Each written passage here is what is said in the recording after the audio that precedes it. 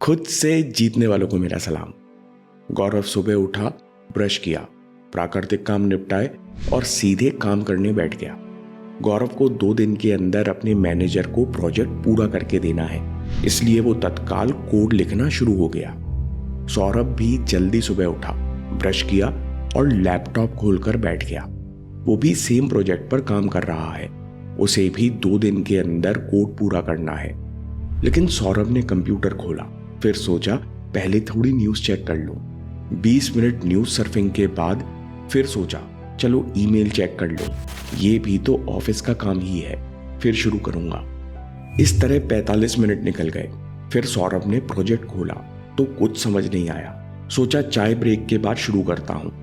उसके बाद काम करने बैठे, लेकिन दिमाग में तमाम चीजें घूम रही हैं। 20 मिनट बाद बड़ी मुश्किल से सौरभ ने निश्चय किया और काम करना शुरू किया। इस बार मन लगने लगा और सौरभ स्पीड से कोड लिखने लगा। लेकिन अब तक 2 घंटे निकल चुके थे और गौरव ने बहुत सारा काम निपटा लिया था। आज दोपहर तक गौरव फ्री हो जाएगा और शाम को जिम के बाद रात में दोस्तों के साथ घूमने चला जाएगा। वहीं दूसरी तरफ सौरभ है जो काम टालते टालते 2 दिन में किसी तरह काम पूरा करेगा और मन ही मन दुखी होता रहेगा कि मेरे पास खुद के लिए समय ही नहीं है।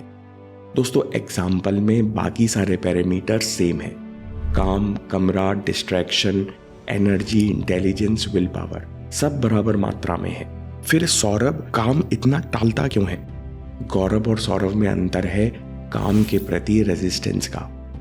रेजिस्टेंस यानी हम अनजाने में काम के प्रति डर, भार, फ्रस्ट्रेशन, बोर्डम जैसे नेगेटिव इमोशंस महसूस करते हैं।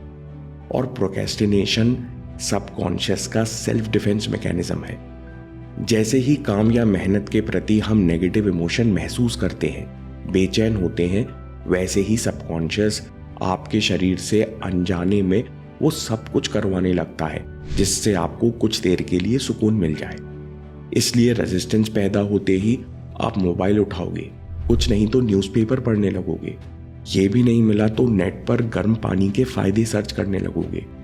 गौरव के मन में काम को लेकर काफी कम रेजिस्टेंस है, इसलिए जब सामने काम आता है तो वो बिना देरी के शुरू करता है और सही जरूरत पड़ने पर ही ब्रेक लेता है। दूसरी तरफ सौरभ को देखकर ऐसा लगता है कि वो कोई सजा भुगत रहा है। रेजिस्टेंस के चलते सौरभ के लिए काम शुरू करना बहुत बड़ी मजबूरी है। सौरभ को पता भी नहीं है कि उसकी रेजिस्टेंस का कारण उसके अंतर्मन में बैठे बिलीफ सिस्टम है, जिस वजह से उसे काम से थोड़ा सा अनकंफर्टेबल होने में इतना डर लगता है। Belief system. The now habit में नील फ्योर कहते हैं कि हमारे सबकॉन्शियस में 4 तरह के बिलीफ सिस्टम होते हैं। पहला फियर ऑफ फेलियर, मैं दोबारा फेल हो गया तो क्या होगा। दूसरा फियर ऑफ सक्सेस, मैं सफल हो गया, यानी अगर मैं बदल गया तो लोग मुझे प्यार नहीं करेंगे। तीसरा लो सेल्फ एस्टीम, मैं लायक नहीं हूं या मैं अच्छा काम नहीं कर सकता।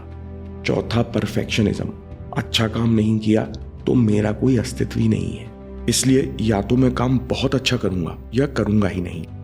जिन लोगों को बचपन में बहुत टोका गया हो या जिन लोगों को किसी कारण से पढ़ाई या काम को लेकर बहुत शर्म महसूस कराई गई हो, ये 4 बिलीफ सिस्टम उन लोगों में बहुत स्ट्रांग हो जाते हैं।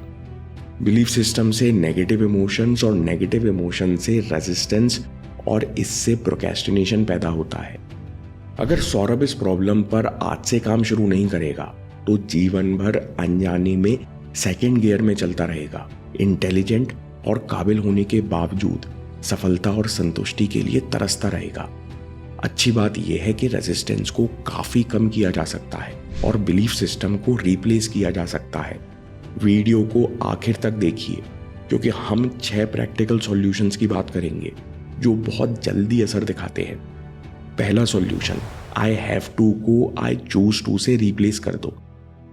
जब हम कहते हैं कि मुझे दिन भर काम करना पड़ेगा, कल सुबह जल्दी उठना पड़ेगा, कल मुझे बहुत सारा काम करना है, तब सबकॉन्शियस को मजबूरी का संदेश जाता है जिससे रेजिस्टेंस और बढ़ती है। इसलिए काम के प्रति शब्दों को कॉन्शियसली प्रयोग करो। प्रैक्टिकल टिप नंबर 1, काम करना पड़ेगा को मैं काम करना पसंद करता हूं से रिप्लेस कर दो। आप कह सकते हो मैं काम करना चुनता हूं या पसंद करता हूं। मैं जल्दी सुबह जागना पसंद करता हूँ। मैं अकेले ठंड में मेहनत करना चुनता हूँ। दूसरी बात, focus on understanding and forget about finishing. जब आप खुद से बोलते हो कि इस हफ्ते मुझे सिलेबस पूरा करना है, आज मुझे इतना काम करना है, तो आप सबकॉन्शियस को तकलीफ और चिंता के संदेश भेज रहे हो कि बहुत सारा लोड है, ये काम नहीं सजा है।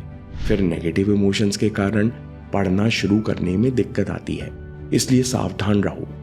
प्रैक्टिकल टिप नंबर 2, आज चैप्टर 2 खत्म करना है की जगह कहो, आज मुझे चैप्टर 2 की शुरुआत करनी है, आज मुझे क्वेश्चन सॉल्व करना शुरू करना है। इसी से जुड़ी एक और प्रैक्टिकल टिप है, कितना भी बड़ा टारगेट हो उसे छोटे स्टेप्स में तोड़ो और हर बार स्टेप्स शुरू करने पर फोकस करो। द नाउ हैबिट में लेखक कहते हैं कि शुरू करने पर फोकस करो और शुरू करते जाओ, आपको पता नहीं चलेगा कि काम का बड़ा हिस्सा कब खत्म हो गया। जैसे मुझे 50 पेज पढ़ना है की जगह बोलो, पहला पार्ट कंप्लीट, अब दूसरा पार्ट शुरू करूंगा, फिर ब्रेक लेकर कल सुबह तीसरा पार्ट शुरू करूंगा। अगला सॉल्यूशन है कि काम शुरू करने के लिए SSS फॉर्मूला का इस्तेमाल कीजिए, यानी स्टार्ट, सिंपल, सस्ता। जो लोग परफेक्शन के बिलीफ सिस्टम में अटके रहते हैं, वे पहली बार में ही परफेक्ट काम करना चाहते हैं, जिस कारण वो कभी शुरू ही नहीं कर पाते। उनके लिए नाउ हैबिट में लेखक कहते हैं कि जानबूझकर बेकार शुरू करो, पर जल्दी शुरुआत करो। कंप्यूटर पर काम करते हो तो पेपर पर लिखना शुरू कर दो। अगर ध्यान से पढ़ते हो तो पहला पेज 2 मिनट के अंदर जल्दी से उंगलियां फेरो। एक बार शुरू करने का डर खत्म हो गया तो आप फिर से स्टेप 1 को रिपीट करोगे और इस बार बहुत अच्छे से करोगे, साथ में आपके लिए आसान भी होगा और आपको महसूस होगा कि जिस काम को करने में इतनी बेचैनी महसूस होती थी, वो काम तो चुटकियों में हो गया। चौथा सॉल्यूशन है एक्शन टेंडेंसी, अपनी शक्ति पहचानो। एक्शन टेंडेंसी को ऐसे समझो कि जब हमें गुस्सा आता है तो हमें चिल्लाने का मन करता है, कभी हाथ पैर चलाने का मन भी करता है, लेकिन हम मुट्ठी कसकर खुद को कंट्रोल कर लेते हैं। यानी इमोशंस हमको इन्फ्लुएंस तो करते हैं, लेकिन हम इच्छा शक्ति का प्रयोग करके सही एक्शंस ले सकते हैं।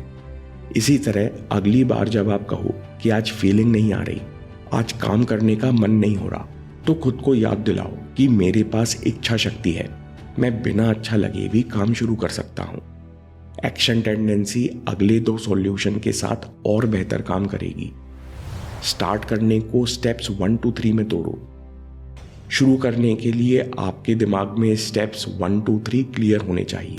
क्या करना है इसकी क्लैरिटी बढ़ने से रेजिस्टेंस कम होती है।